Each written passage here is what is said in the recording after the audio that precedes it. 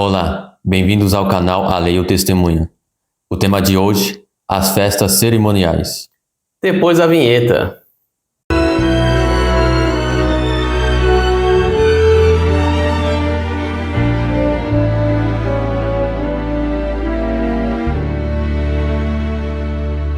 Para os próximos estudos, nós iremos falar sobre as festas anuais. Hoje nós iremos começar com a Páscoa, mostrando o seu cumprimento e significação, tanto do Israel antigo com a igreja moderna. Vamos começar com a Páscoa, então, hoje. O primeiro texto está em Êxodo, capítulo 12, verso 5, que nos diz: O cordeiro será sem defeito, macho de 1 ano. Podereis tomar um cordeiro ou um cabrito. Então, esta festa anual, que era a Páscoa, ela era realizada utilizando-se de um cordeiro para o sacrifício, ok? Sim. Próximo texto. 1 Pedro, capítulo 1, verso 19, diz assim: Mas com o precioso sangue de Cristo, como de um cordeiro imaculado e incontaminado. Então, cumpre-se em Cristo Jesus. A Páscoa e o cordeiro representam justamente a Jesus. Próximo texto, em Êxodo, capítulo 12, verso 46. Numa casa se comerá. Não levarás daquela carne fora da casa, nem dela quebrareis osso. Então vemos aqui que o cordeiro tinha que estar inteiro. E em João, capítulo 19, verso 36. Eu leio aqui. Porque isto aconteceu para que se cumprisse a escritura, que diz: nenhum dos seus ossos será quebrado. Então, cumprindo-se esta profecia, que toda a festa cerimonial é profética, então essa profecia cumpre-se em Cristo Jesus, que foi crucificado sem que os seus ossos fossem quebrados. Sim. O próximo texto está em Êxodo capítulo 12, verso 6, que nos diz: E o guardareis até o 14º dia deste mês. E todo o ajuntamento da congregação de Israel o imolará no crepúsculo da tarde. Então vamos lá. Esta festa era realizada no primeiro mês, no mês de Abib, e aos 14 do mês. Então, no dia 14 ocorria isto. Quando? No crepúsculo da tarde, próximo ao pôr do sol. E Cristo cumpre todos os requisitos. No ano 31, no dia 14 do mês de Abib, no crepúsculo da tarde, Cristo rende sua vida na cruz. E aqui está alguns textos. Em Mateus capítulo 26, verso 2, Bem sabeis que daqui a 2 dias é a Páscoa, e o Filho do Homem será entregue para ser crucificado. Ou seja, aqui Jesus diz aos discípulos que a Páscoa estava chegando e que nessa Páscoa ele deveria morrer. Então ele se identificou como o Cordeiro de Deus. Isso. Em Lucas capítulo 23, verso 44, diz assim: E era já quase a hora sexta, e houve trevas em toda a terra até a hora 9. Então, nós vemos aqui que a hora sexta seria meio-dia. E a hora 9, às 3 horas da tarde. Então, até esse período houve trevas na terra, justamente porque é quando o Cristo estava sendo crucificado e vai até a sua morte. E em Lucas, no mesmo capítulo, o verso 53 e o 54, e havendo-o tirado, envolveu-o num lençol, e pô-lo num sepulcro escavado numa penha, onde ninguém ainda havia sido posto, e era o dia da preparação, e amanhecia o sábado. Então vemos aqui que Cristo, no momento de ele ser sepultado, já estava findando o dia, já estava amanhecendo o sábado. Então, ou seja, era o pôr do sol, da sexta para o sábado, tanto que era o dia da preparação. O dia da preparação é a sexta-feira. E este aqui era o sábado, o grande sábado, chamado também, que era um sábado que se cumpria o 7º dia da semana, que era uma comemoração semanal, dada na lei dos 10 mandamentos, bem como também cumpriu-se, neste mesmo dia, o sábado cerimonial da Páscoa. Por isso era o grande sábado. Então vemos ali que Cristo, ele morreu na tarde. Isso. O próximo texto, agora é em Êxodo, capítulo 12, verso 7. Diz assim: Tomarão do sangue e o porão em ambas as ombreiras e na verga da porta, nas casas em que o comerem. Então, quando eles foram sair do Egito, a salvação dependia do sangue. Então, o anjo da morte passaria e mataria em todas as casas que não tivessem marcadas com o sangue. E os hebreus marcaram com o sangue os umbrais das portas, né? Sim. E também a verga da porta. Por isso eles foram livrados. E agora com Cristo. Em Mateus, capítulo 26, dos versos 26 ao 28, e quando comiam, Jesus tomou o pão e, abençoando-o, o partiu, e o deu aos discípulos e disse: Tomai, comei, isto é o meu corpo. E tomando o cálice e dando graças, deu-lo, dizendo: Bebei dele todos, porque isto é o meu sangue, o sangue do Novo Testamento, que é derramado por muitos para a remissão dos pecados. Então vemos aqui que Israel foi salvo através do sangue do Cordeiro. Isso. E nós, principalmente ali a igreja, né, mas também todo mundo, foi salvo através do sangue de Cristo. E temos também um outro texto, em João capítulo 10, verso 9. Ele diz assim: Eu sou a porta, se alguém entrar por mim será salvo. Entrará e sairá, e achará pastagem. Então, assim como os hebreus no passado tinham que, em suas portas, pintar com o sangue, Jesus aqui se identifica com aquela porta. Então, sua salvação estando dentro dele, passando por ele. Sim. O próximo texto, em Êxodo capítulo 12, verso 8. Naquela noite comerão a carne assada no fogo, com pães asmos e ervas amargas a comerão. Vamos explicar nesse primeiro detalhe, que é a carne assada no fogo. Em Hebreus, capítulo 5, dos versos 7 ao 9, diz assim: O qual nos dias da sua carne, falando de Cristo, oferecendo com grande clamor e lágrimas, orações e súplicas, ao que o podia livrar da morte, foi ouvido quanto ao que temia. Ainda que era filho, aprendeu a obediência por aquilo que padeceu, e sendo ele consumado, ou seja, aperfeiçoado, veio a ser a causa da eterna salvação para todos os que lhe obedecem. Então vemos aqui que Cristo, ele foi consumado, né? Mas principalmente diz aqui que ele aprendeu a obediência por aquilo que padeceu, ou seja, pelo sofrimento. Então, como o cordeiro ele era assado no fogo, aqui Cristo também ele foi aperfeiçoado isso. Através do fogo, do sofrimento. Sim. Da prova. E no mesmo texto de Êxodo, nos diz que tinha que comer com os pães asmos. E o que isso tem a ver com Cristo? Aonde se cumpriu? Está lá em João, capítulo 6, verso 51, que eu leio assim: Eu sou o pão vivo que desceu do céu. Se alguém dele comer, viverá eternamente. E o pão que eu darei pela vida do mundo é a minha carne. Próximo texto, em João capítulo 14, verso 30. Já não falarei muito convosco, porque aí vem o príncipe do mundo, e ele nada tem em mim. Então seja que Cristo ele diz que ele é o pão vivo, e nele não há pecado, ou seja, é um pão asmo. Sim. Próximo texto agora. Ainda é Êxodo, capítulo 12, verso 8. Pegar agora mais uma parte dele, né? Naquela noite comerão a carne assada no fogo, que já foi explicado, com pães asmos, já explicamos, e agora ervas amargosas a comerão. O significado disso, o que seria?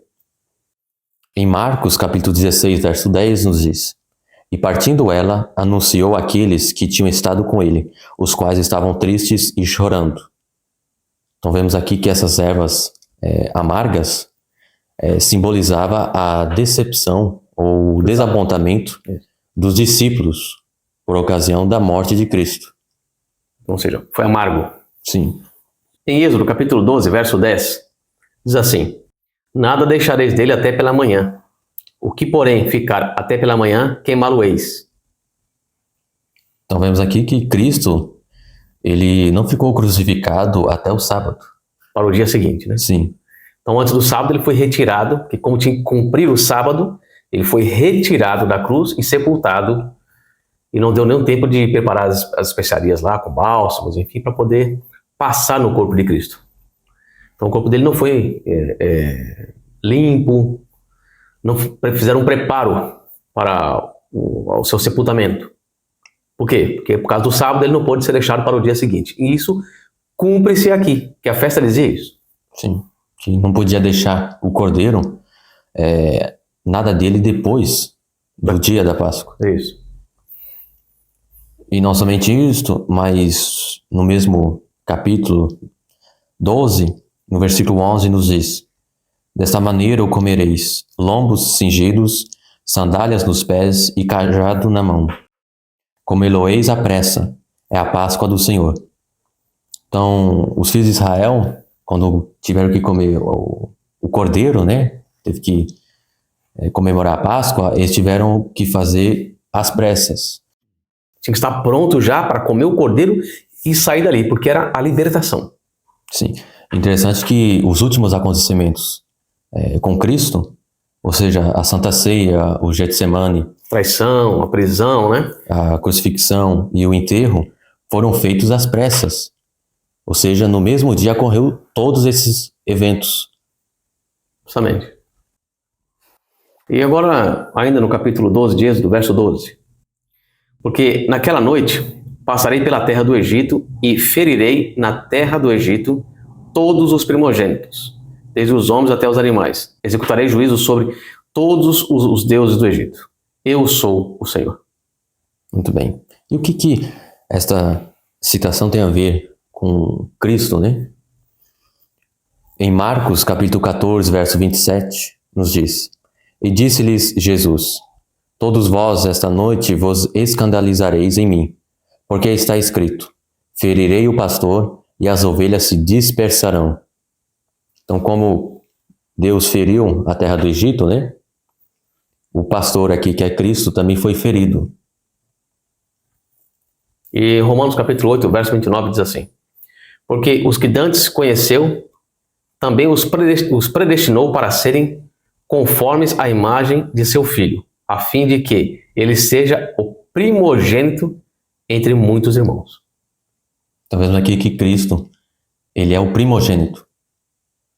E ele foi ferido, ou seja, tem a mesma semelhança com o cumprimento que aconteceu na Páscoa. Com Israel. Sim. Agora vamos ver a Páscoa para os cristãos. O que nós devemos fazer? Então, Êxodo 12, verso 8 diz assim: naquela noite comerão a carne assada no fogo. Vou ficar nessa parte. Em 2 Timóteo, capítulo 2, verso 3, nos diz: tu, pois, sofre as aflições como bom soldado de Jesus Cristo. Então, como Cristo sofreu, nós também devemos sofrer aflições. Isto. João, capítulo 16, verso 33 diz assim: tenho-vos dito isto, para que em mim tenhais paz. No mundo tereis aflições, mas tende bom ânimo, eu venci o mundo. Então, assim como Cristo sofreu aflições, nós também temos que passar por isso. Por quê? Na realidade, nós, neste mundo, só temos uma maneira de formar caráter: é através do sofrimento e das aflições. Esta é a escola de Cristo. Então, continuando no texto de Êxodo, nos diz que naquela noite deveria também comer pães asmos. É isso. O que seria para nós hoje? 1 Coríntios, capítulo 5, os versos 7 e 8 nos dizem: alimpai-vos, pois, do fermento velho, para que sejais uma nova massa, assim como estáis sem fermento. Porque Cristo, nossa Páscoa, foi sacrificado por nós. Por isso façamos a festa, não com o fermento velho, nem com o fermento da maldade e da malícia, mas com os ázimos da sinceridade e da verdade. Então, o que nos indica aqui? Que nós temos que abandonar o pecado. O cristão que aceita Cristo tem que abandonar o pecado, e ele não pode ficar com o fermento da maldade e da malícia, ou seja, isso tudo é contra a lei de Deus. E temos que ficar com a sinceridade e a verdade, ou seja, andando na lei. Sim. Também nos diz que devemos também comer ervas amargas. E isso encontramos em 1 Pedro, capítulo 1, verso 24, que nos diz: porque toda a carne é como a erva, e toda a glória do homem como a flor da erva. Secou-se a erva e caiu a sua flor. Ou seja, aqui nos traz um indicativo que nós, como cristãos, devemos abandonar o eu. Isso.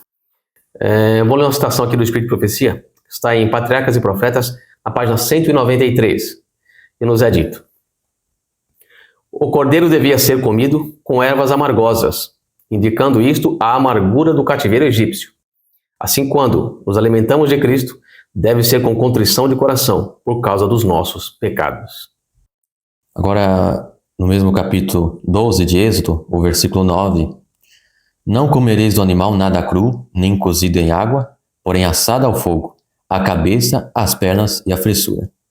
Agora, vamos entender por que Deus pediu que os filhos de Israel deviam comer a cabeça, as pernas e a fressura.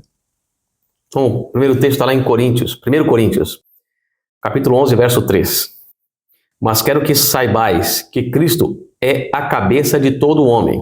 O homem é a cabeça da mulher e Deus a cabeça de Cristo. Temos também em 1 Coríntios, capítulo 2, verso 16. Porque quem conheceu a mente do Senhor para que possa instruí-lo? Mas nós temos a mente de Cristo. Ou seja, nós temos que comer o caráter de Cristo. Nós temos que ser como Cristo. Nos revestimos do seu caráter. E temos também Isaías, o capítulo 53, verso 5. Mas ele foi ferido por causa das nossas transgressões, e pelas suas pisaduras fomos sarados. E agora, em Lucas, capítulo 9, 23, diz assim: Ele dizia a todos: Se alguém quer vir após mim, negue-se a si mesmo e tome cada dia a sua cruz e siga-me. Então, as pernas simbolizam o andar como Cristo andou. Próximo texto. Em 1 João, capítulo 2, verso 6, aquele que diz que está nele, também deve andar como ele andou. Esse era o simbolismo de comer as pernas do cordeiro. Agora, o que significa frissura? Ezequiel, capítulo 11, verso 19. Vou ler. E lhes darei um só coração, e um espírito novo porei dentro deles. E tirarei da sua carne o coração de pedra, e lhes darei um coração de carne. Então, vemos aqui que a fressura, ela significa o coração. Então, devemos ter um caráter, né? Ou uma mente como de Cristo. Devemos ser um novo ser. Somente. Agora, em Êxodo, capítulo 12, verso 13. O sangue vos será por sinal nas casas em que estiverdes. Quando eu vir o sangue, passarei por vós, e não haverá entre vós praga destruidora, quando eu ferir a terra do Egito. Em João, capítulo 6, versos 53 e 54, nos dizem: Jesus, pois, lhes disse: na verdade vos digo que, se não comerdes a carne do Filho do Homem, e não beberdes o seu sangue, não tereis vida em vós mesmos. Quem come a minha carne e bebe o meu sangue tem a vida eterna, e eu o ressuscitarei no último dia. Então, como o sangue foi um sinal para os filhos de Israel, os cristãos também devem comer a carne e beber o sangue de Cristo. Ou seja, aceitar o sacrifício de Cristo, né? Sim. E aí sim eles terão a vida eterna. Mas não é só isso. Não. Então, ainda em Êxodo capítulo 12, versos 17 e 18, nos dizem: Guardai, pois, a festa dos pães asmos, porque nesse mesmo dia tirei vossas hostes da terra do Egito. Portanto, guardareis este dia nas vossas gerações por estatuto perpétuo. Desde o dia 14 do primeiro mês à tarde, comereis pães asmos até a tarde do dia 21 do mesmo mês. Êxodo capítulo 12, verso 19. Por 7 dias não se ache nenhum fermento nas vossas casas, porque qualquer que comer pão levedado será eliminado da congregação de Israel, tanto o peregrino como o natural da terra. Então, qualquer israelita que durante a Páscoa tivesse um pão levedado, ou seja, um pão com fermento, ele seria eliminado. E o que acontece agora para os cristãos? Em 1 Coríntios, capítulo 5, verso 1 e o verso 5 ao 6, nos diz: Geralmente se ouve que há entre vós fornicação, e fornicação tal, que nem ainda entre os gentios se nomeia, como é haver quem possua a mulher de seu pai. Seja este tal entregue a Satanás para a destruição da carne, para que o espírito seja salvo no dia do Senhor Jesus. Não é boa a vossa jactância. Não sabeis que um pouco de fermento faz levedar toda a massa? Então vemos aqui que, durante a igreja cristã, não pode haver a presença do pecado. Ou seja, aquele que deseja e aceita Cristo, Ele tem que viver como Cristo. Abandonar o pecado, né? Sim. Nós temos a obrigação de abandonarmos o pecado. O que é o pecado? É a transgressão da lei de Deus. Temos que andar segundo a lei de Deus. Agora, em Êxodo capítulo 12, verso 19, por 7 dias não se ache nenhum fermento nas vossas casas, porque qualquer que comer pão levedado será eliminado da congregação de Israel. Em João capítulo 15, os versos 1 e 2 nos dizem: Eu sou a videira verdadeira, e meu pai é o lavrador. Toda a vara em mim que não dá fruto, atira, e limpa toda aquela que dá fruto, para que dê mais fruto. Então, o que os textos aqui querem nos dizer? Que nós fomos enxertados em Cristo. Cristo é a videira verdadeira e nós fomos enxertados nele. Nós somos essa vara que estava morta. Enxertada nele, passa a ter vida. A vara passa a ter vida. Para que dê bons frutos. Se não der bons frutos essa vara, o que acontece com ela? Ela é tirada. Ou seja, jogado fora, né? Ainda que aceitou a justificação pela fé, se não der bons frutos, ela é arrancada e jogada fora. As varas que estão em Cristo e estão dando fruto, o que acontece? Ela ainda é limpada para que dê mais frutos. Mais frutos. Então, o que Jesus está querendo dizer? Quando aceitaram a Cristo, ocorreu o quê? Logo no Pentecostes ocorre a chamada queda da chuva temporã. Passaram a dar fruto. Porém, com o passar dos séculos, é necessário que haja ainda algumas limpezas. E deve-se ocorrer ainda por ocasião da chuva serôdia. Por ocasião da chuva serôdia, nós devemos dar mais fruto. É isso que Jesus está querendo dizer. Se não der, vai ter que ser arrancado. Então, nós temos aqui a justificação pela fé em duas formas. A imputada e a comunicada. Jesus que comunica os bons frutos para nós. Tudo é realizado por Ele. Não tem nada de bom em nós. É Ele quem realiza. Mas aqui nos é dito que se não der fruto, será arrancado, ainda que tenha aceitado a justificação pela fé. Por isso temos também em Mateus capítulo 7, verso 21 ao 23. Nem todo o que me diz, Senhor, Senhor, entrará no reino dos céus, mas aquele que faz a vontade de meu Pai, que estás nos céus. Muitos me dirão naquele dia, Senhor, Senhor, não profetizamos nós em teu nome? E em teu nome não expulsamos demônios? E em teu nome não fizemos muitas maravilhas? E então lhes direi, abertamente, nunca vos conheci, apartai-vos de mim, vós que praticais a iniquidade. Então, ou seja, mesmo aqueles que aceitaram a Cristo, mas que continuam praticando a iniquidade, ou seja, transgredindo a lei de Deus, não serão reconhecidos por Cristo.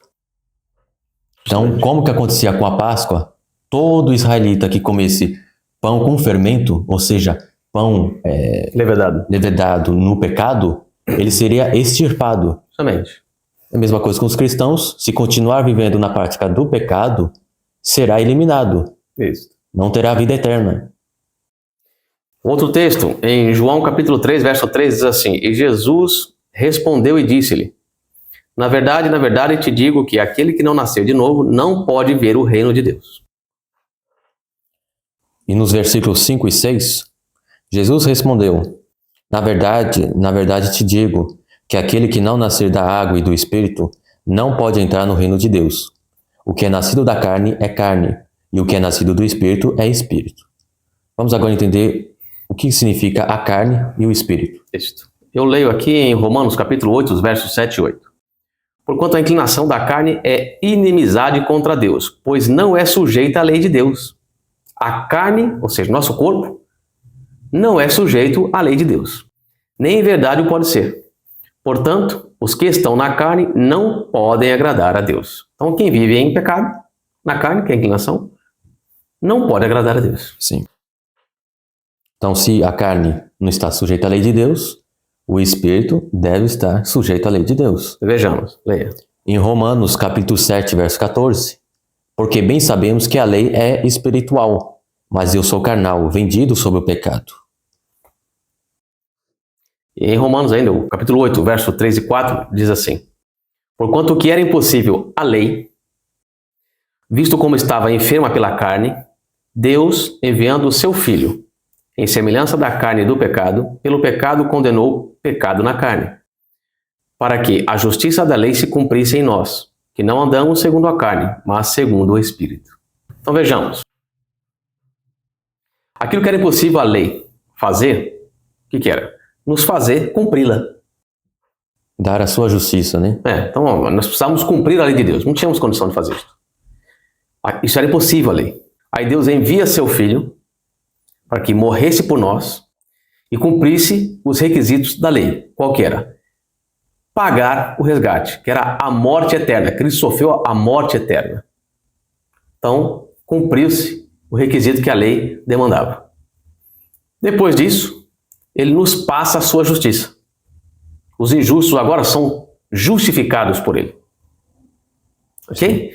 Agora é possível que nós cumpramos a lei, porque nós somos justificados. E agora Cristo nos dá não somente sua justiça, mas ele nos passa também a justiça da lei. Como seria isso? Quando aceitamos a Cristo, ele nos transfere sua justiça, é a justiça imputada. Mas nós precisamos também ter a justiça da lei, nós precisamos de praticar boas obras. Aí Cristo comunica as suas boas obras. Diariamente, quando oramos, quando pedimos a Cristo que nos auxilie para vencermos nossos pecados, para que sejamos perdoados dos nossos pecados, e pedimos uma transformação, ele executa tal. Nós passamos a ser transformados, nosso gosto é mudado.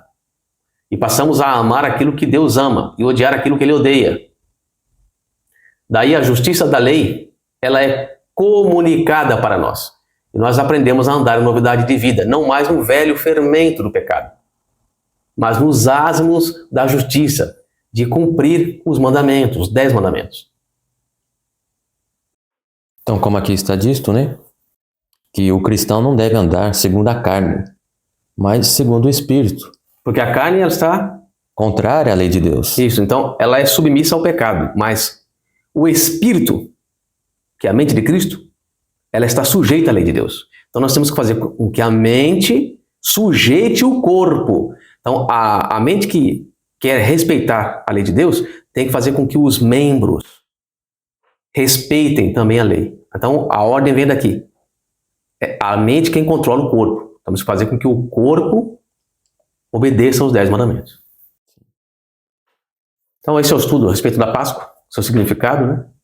Então nós vemos aqui que a Páscoa, que faz parte das festas cerimoniais, que também eram proféticas, apontavam para Cristo, seu ministério tanto terrenal quanto celestial, cumpriu-se em Cristo, também continua a cumprir em nós, e essa festa ainda ecoa hoje. Nós temos que cumprir algum dos requisitos, que é aceitar a Cristo, temos que praticar a lei, sermos guiados pelo Espírito, não mais andarmos segundo a carne. Então vemos que a Páscoa ela é muito mais abrangente do que é ensinado nos dias de hoje. Sim. Próximo estudo, falaremos ainda sobre as demais festas anuais. E nossa oração é que Deus os abençoe para que possam compreender, possam aceitar a verdade e que a verdade nos liberte. Que Deus nos abençoe e até um próximo estudo. Amém. Amém.